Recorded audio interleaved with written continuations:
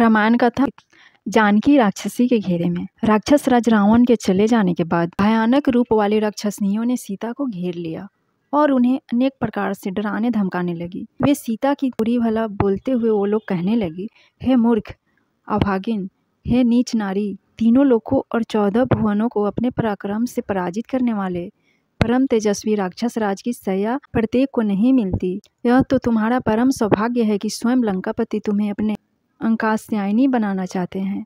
तनिक विचार करके देखो, कहाँ अगाध ऐश्वर्य, स्वर्णपुरी तथा अतुल संपत्ति का एक छत्र स्वामी और कहाँ वह राज से निकाला हुआ कंगालियों की भांति वन वन में भटकने वाला साधारण सा मनुष्य। जो सोच समझ का निर्णय करो और महाप्रतापी लंकाधिपति रावण को पति के रूप में स्वीकार करो।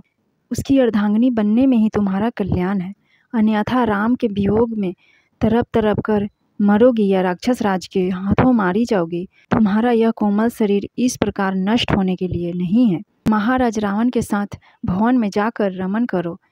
महाराज तुम्हें इतना सुख देंगे जिसकी तुमने उस कंगाल वनवासी के साथ रहते कल्पना भी नहीं की होगी। राक्षसनियों की ये बातें सुनकर कमल नयनी सीता ने अश्रुपूर्ण नेत्रों से उनकी ओर देखकर कहा, तुम सबका यह लोक विरुद्ध एवं पापपूर्ण प्रस्ताव मेरे हृदय में क्षण मात्र को भी ठहर नहीं पाता।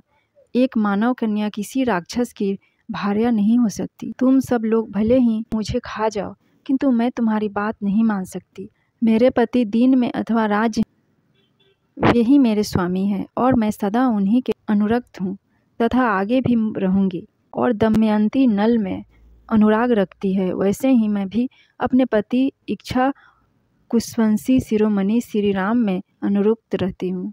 सीता के वचन सुनकर राक्षसियों के क्रोध की सीमा न रही। वे रावण की आज्ञा अनुसार कठोर वचनों द्वारा उन्हें धमकाने लगी। अशोक वृक्ष में चुपचाप छिपे बैठे हुए हनुमान जी सीता को फटकारती हुई राक्षसनियों की बातें सुन रहे थे। वे सब राक्षसनियाँ कुपित होकर कांपती हुई सीता पर चारों ओर से टूट पड़ी। उनका क्रोध बहुत बढ़ गया।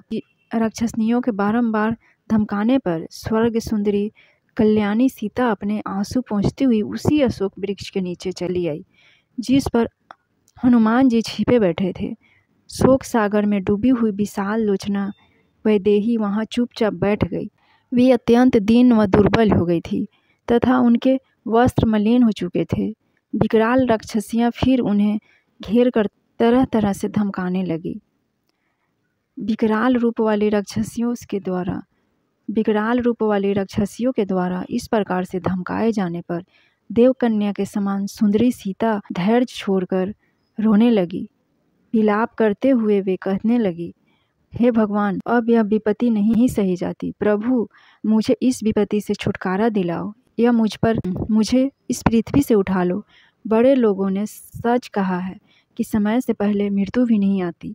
आज मेरी कैसी दयनीय दशा हो गई है। कहाँ अयोध्या का वह राजप्रसाद जहाँ मैं अपने परिजनों तथा पति के साथ अलौकिक सुख भोगते थे, और कहाँ यह दुर्हीन जब मैं पति से विमुक्त छल द्वारा हरी गई हूँ। इन राक्षसों के फंदों में फंसकर हिरने की भांति दुखी हो रही हूँ। आज अपने परमेश्वर के बिना मैं जल से निकाली गई मछली की भांति तड़प रही हूँ। इतनी भयंकर वेदना सहकर भी मेरे प्राण नहीं निकल रहे हैं। आश्चर्य यह है कि मर्मनांतक पीड़ा सहकर भी मेरा हृदय टुकड़े टुकड़े नहीं हो गया। मुझ जैसी अभागिनी कौन होगी जो अपने प्राणाधिक प्रियतम से बिछड़ कर भी अपने प्राणों को संजाए बैठी है। अभी न जाने कौन कौन से दुख मेरे भाग्य में लिखे हैं। न जाने वह दुष्ट रावण मेरी कैसी दुर्गति करेगा। चाहे कुछ भी हो, मैं उस महापापी को अपने बाएं पैर से भी स्पर्श न करूंगी। उसके इंगित पर आत्मसमर्पण करना तो दूर की बात है, यह मेरा दुर्भाग्य ही है कि एक पराक्रमी वीर की भार्या होकर भी दुष्ट रावण के हाथों सताई जा रही हूँ और वे मेरी रक्षा करने के लिए अभी तक यहाँ नहीं पहुँचे। मेरा तो भाग्य ही उल्टा चल रहा है। यदि परोपकारी जटायुराज इस नीच के हाथों न मारे जाते तो वे अवश्य राघव को मेरा पता बता देते और वे आकर रावण का विनाश करके मुझे इस भयानक यातना से मुक्ति दिलाते। परंतु मेरा मन कह रहा है, दुष्चरित्र रावण के पापों का घड़ा भरने वाला है। अब उसका अंत अधिक दूर नहीं है।